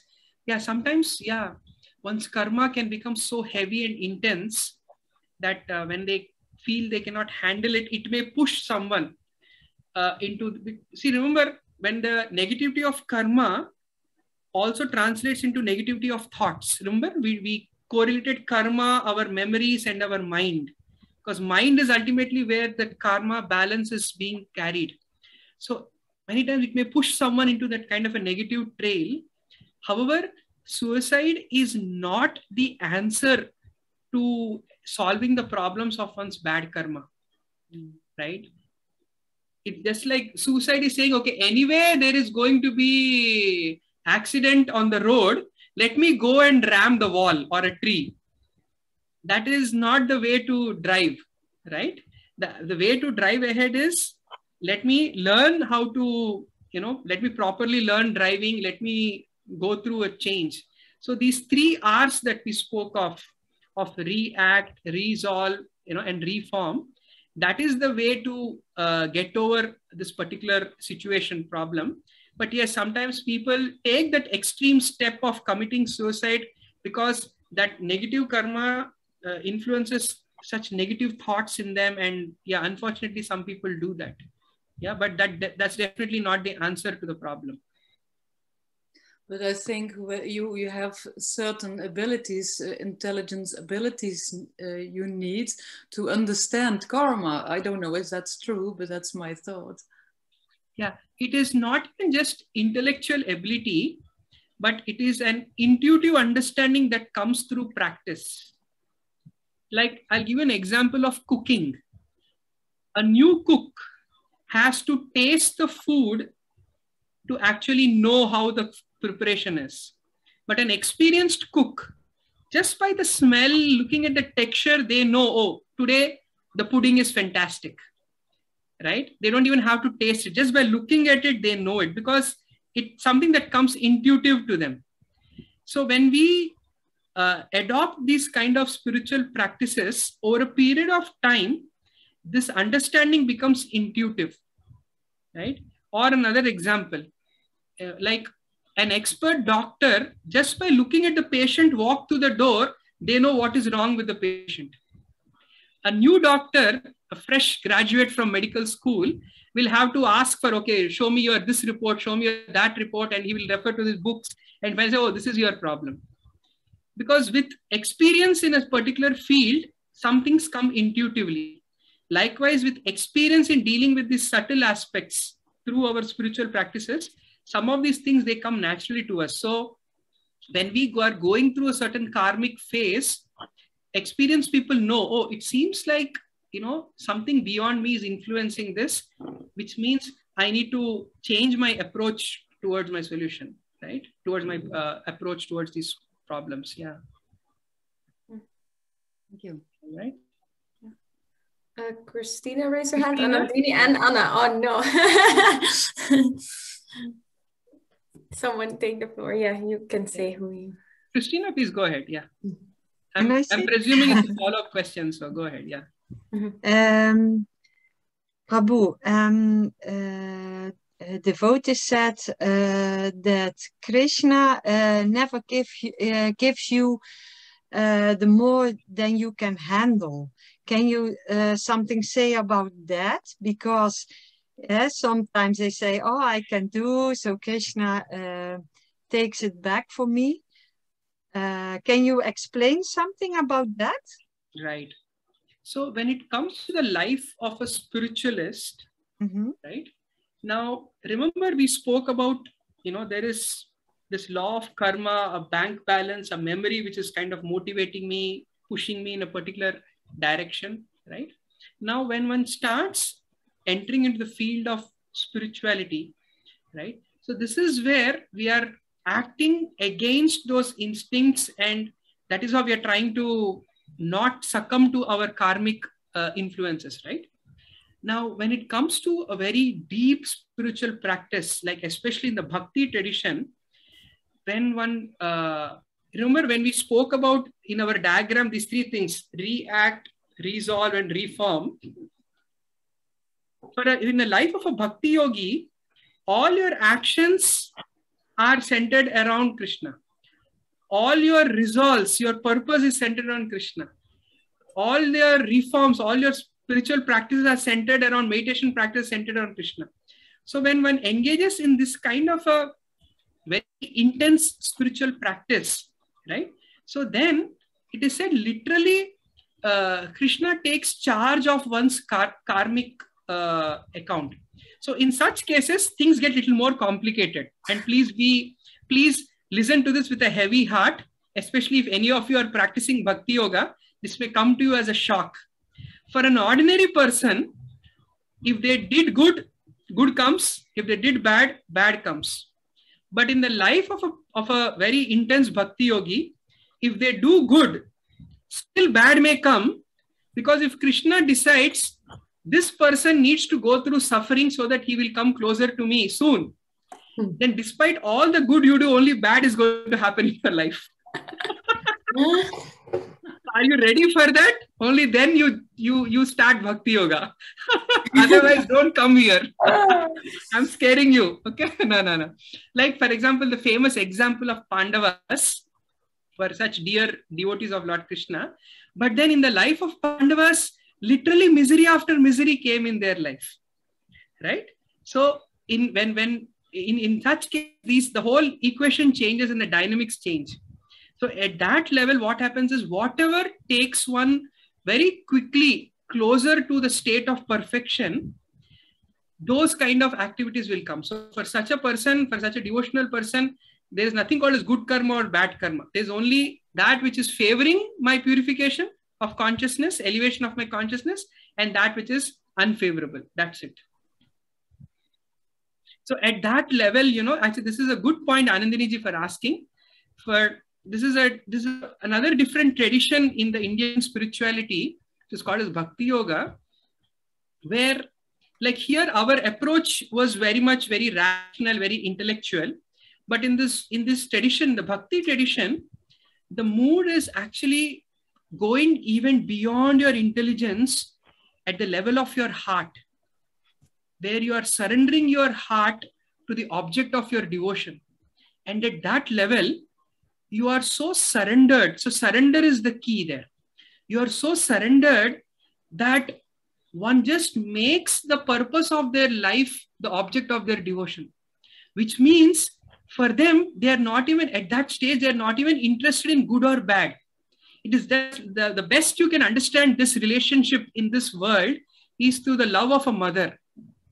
A mother, even if it's in the middle of the night, she wakes up for the sake of the child. Now, externally, it may be a lot of discomfort, ruining her sleep, her next day work is going for a toss. But still, at that moment when she's waking up and feeding the child or cleaning up the child, she's experiencing joy. Now, if you're not a mother, you cannot relate with this, right?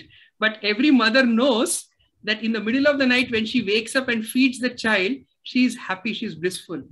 No mother will ever say, hey, let him starve for the night, I'll feed him in the morning. He's anyway eating enough all day. Right? No mother will ever say this, right? Just this is the purest form of love you can experience in this world, is that between a mother and a child. Now, multiply this by a zillion times, and that is what this mood of surrender of the heart, the love of the heart, the yoga of love or Bhakti Yoga comes in. At this stage, such a practitioner is not even interested in one's own good or bad, but is only interested in the well-being of the object of their devotion. So this is what we see advanced devotees in all traditions of the world. Like, for Christ, for Jesus, it was, he loved everybody as children of God, and he was ready to get himself crucified and suffer the sins of others. But if he was thinking about good karma and bad karma, we wouldn't have the Christian tradition today, right? So likewise, you see, such great exalted devotees, even in the Vedic context, Indian context, who have acted beyond their good and their own personal good and bad. So yeah, this is a next level, probably for a later level discussion for us. Okay. Thank you very much. Thank you. Yes, Anna, please ask your question. You say, please. Yeah, I think Anna had a question, right? Okay. Yeah, I have a question. It's still related to karma. And I'm just curious if there is like a 0 point, because if you think about all these lives and you speak about one Atma, I'm curious if there once was this kind of 0 point where you started with a blank page and then from there on you start to collect, or if that's completely not the case. Right. Yes. So the 0 page is when you reach your your ultimate destination. Right? Imagine you started a journey. Let's say you start a journey where, say, you want to go to a vacation. Let's say you want to go to Athens, right? You want to see, you want to go to Greece. That's your journey, right? Now, along this journey, you have to do certain things. You have to drive in a certain way, and etc., right? So that as difficult as a journey may seem, when you reach your destination, are you still driving? No. But what are you doing when you reach your destination? You start enjoying the holiday. You start experiencing that state of complete bliss, right? So if life is that journey, then that 0 point of karma comes when you get over this whole cycle of birth and death and birth and death and birth and death. So at that 0 state, life does not become 0, but sufferings become 0, and you only experience ultimate bliss, right? That is the you can say the ultimate aspiration of a spiritualist, to reach that world, to reach that state where one is experiencing that pure happiness and bliss. But at that moment where we start, is there also a 0 karma point before we sort of put the domino effect into being? Oh, for that, you have to go back to our previous discussion with Professor Burt, where we had a discussion on time. Right? So in that, so literally we are coming from that state is a timeless state. So when you come out of a timeless state, experience time, and again go back to a timeless state, literally you never lost any time. It may sound complicated, but let's leave it to that. Okay. Christina, you had a question, please. And then also Marcel after. Hello. I have so many questions, but we won't have time for all of them. This might sound odd, but say, for example, like coming back to the example of killing someone, and the human punishment is jail. Does that count as karma, or is karma like more a spiritual thing, or can another human being deliver your karma? Yes. Can we be agents of karma if we have been given that accountability? Yes. In fact, remember I said how the ruler or the king was responsible for the citizens. Now, if you look at it from the broader context, each and every one of us, we are leaders in our own rights. Individually, you are leader of your own body and mind. As a family member, you are responsible for your family. As as the eldest member in your family, you are responsible for everyone in your family, right? Or perhaps as a local minister or a governor, right? Whatever you have as a county sheriff, you are responsible for that particular village or a county or a town, right? So if you've been given that responsibility, in the Vedic context, everyone, whether one be a parent, a teacher, a guru, or a king, everyone in leadership, what are you leading? You are leading the people under you towards a spiritual journey, which means when somebody is performing bad karma, punishing them is a way of protecting their spiritual journey. Because what this bad karma does, it covers one's spiritual expression. It covers one's spiritual state. It makes you spiritually blind. So when a king or a ruler of a state, or a prime minister or a president, when they award a particular punishment to someone, put someone in jail, indirectly what they are doing is protecting a person. It's just like if you have a naughty child who's constantly running towards fire, a mother will go put the child in some kind of a sheltered, covered area. So is the mother being cruel? No, mother is protecting the child, otherwise the child is running towards fire and may hurt himself or herself, right? Likewise, when a responsible ruler can sometimes award quote unquote punishment, jail, sentence, etc., they're actually protecting. In fact, not just a ruler or a king, every rules and regulation that we see in the scriptures are actually our protection. They may seem like a restriction, but actually they're not a restriction, they're actually a protection, if you look at it from a spiritual perspective.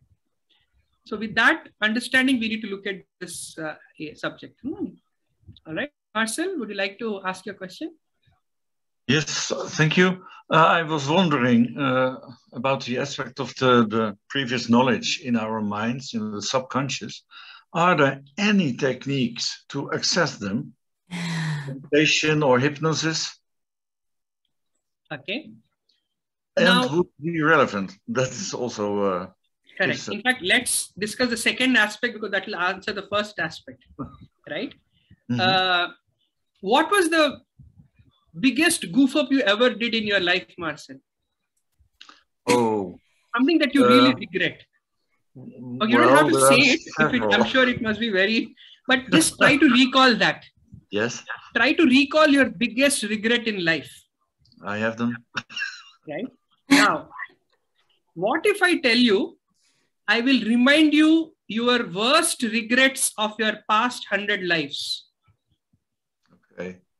Will you be able to function as a sane person? No. No.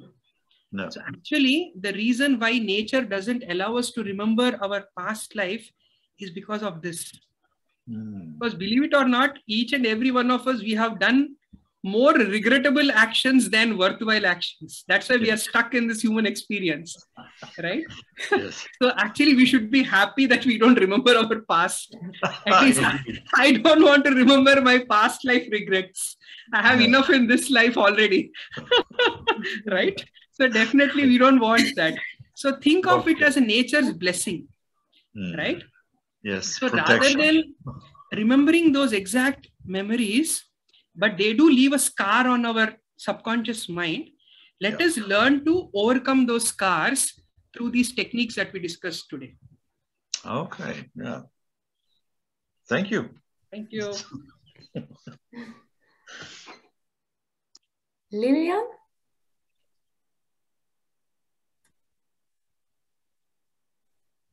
Is it not working? Wait, Yeah. Hello. First of all, Nimai, I want to thank you because I found a very beautiful morning. And it's such a lot of wisdom you tell me. It's for me a lot of wisdom that's coming in now.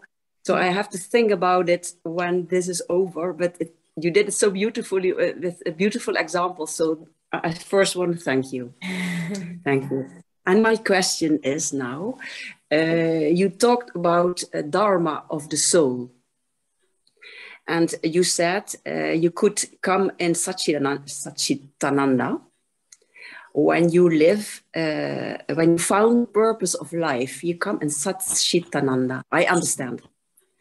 But what if you can't find the purpose of your life? I think of one thing you told. You said service, selfless service is the deepest you can do. And is that the answer, that you have to do selfless service and that then the purpose of your life? Because everyone is different and unique, and everyone wants to do something what comes to him the most at the heart. Yeah, you understand my question? Yes, yes. Right. Yeah. So if I'm not able to realize that goal of Satchit and Ananda, right? So at each and every one of us, we are all different and we are all at our own different stages of our own spiritual evolution and our spiritual journey, right? So now this selfless service in itself is expressed at different levels, right? Now for a person, may want to express this selfless service through in the domain of action. Classically, that is what is called as Karma Yoga in the Vedic context. And predominantly across many world traditions, physical action of selflessness is seen as a very high expression of spirituality. Like, for example, we have missionaries all over the world who just dedicate their life in service. For them, it's service to God. Taking care of children of God is a service to God. So they are very elevated, exalted in their consciousness, and they're acting at that level, right?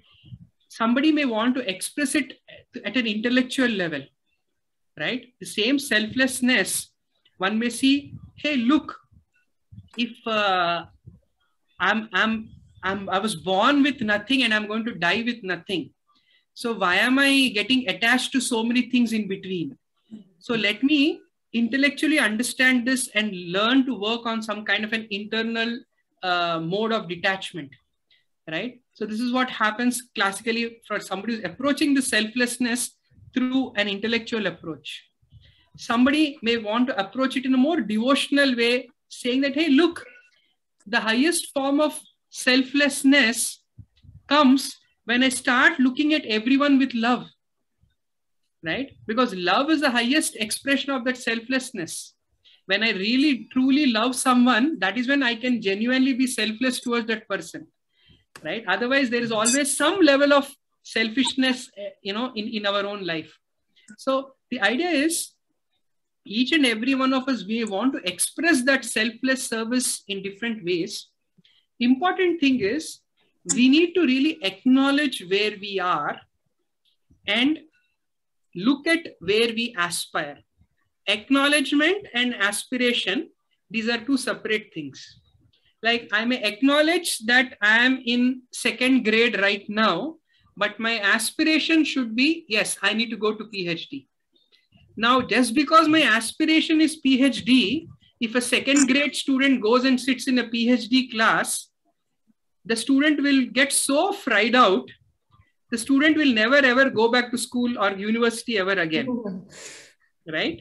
Or if a 2nd grade student says, oh, I am 2nd grade, I will remain 2nd grade forever, they will never rise up to the level of the PhD. So the idea is, we all are going through our own individual spiritual journeys, and we all are at different levels of our opening of consciousness. So acknowledge first where you are, right? Be true to yourself. You don't have to artificially imitate someone or be somebody else. But at the same time, acknowledge where you need to go, right? So acceptance of where you are will keep you grounded at your present level of spiritual practice, right? Or your own life practice. And at the same time, acknowledging where you need to go will give you that impetus to keep rising higher and higher and higher, right? So this balancing these two, in fact, all your spiritual, in fact, our entire life in itself is going to be like this. Be true to who you are and still acknowledge where you need to go. This is the formula for all walks of your life, whether it's spiritual or material, or you want to work on improving your finances, or you want to achieve some life goals, you want to achieve some talent in life, right? Otherwise, what happens if you don't accept where you are? The main time what happens is that the competition of people around you, certain social customs, the conformity to others will overwhelm you so much that either you will become fried out, or you will start constantly living a life of conformity and always pretending to be somebody else, that you forget, you lose yourself very soon, right? And that becomes a much bigger problem. So we don't want to lose ourselves. We are trying to discover ourselves. So acknowledging who you are and where you are is a very important aspect that will ground us in our own practice. But at the same time, you also need to keep your motivations steady in where I ultimately need to go, like that. Yeah. Thank you very much, Nima. Thank you. Thank you. Beautiful. Thank you. I think we have a very last question in the chat box of Marietta. She asked, can we trust feelings of pictures we think from previous lives? For example, we feel like we already know someone who we just met. Right. Now, let me give an example in this regard. Imagine you had a bitter enemy in your last life. Okay. And now in this lifetime, you both are reborn again. And as soon as you see the picture of that person, or you just meet that person, there may be some bitter feelings, some natural bitterness comes. This is the first time you're meeting that person. Okay. You haven't even spoke to them, not a single word. Just the sight of that creates some discomfort within you, and some irritability, maybe an enmity, hostility may come up within you, right? Again, remember, this is your instinct and your impressions driving you. In the past life, maybe that person was your enemy, but in this lifetime, they need not be your enemy. So the point is, it is good to acknowledge, like I said, that what your feelings are towards a person or a situation or an object at a particular moment, right? But at the same time, don't let these feelings alone drive your life. Because remember, these feelings, in a sense, when I say feelings, are these instinctual feelings are the one that are just the result of your past karmic impressions. But if you continue to act according to that, then you're just stuck in the cycle of karma. You become a prisoner of your karma, right? So even at this lifetime, if you feel that, yes, that person is still very inimical and has some hidden agenda and motives, some negative motivations towards me, then you maintain your safe distance. But otherwise, it will end up into the side of being judgmental. So we don't want to be judgmental towards people, situations, or things in our life, right? So about all these things, there's not just people, even situations.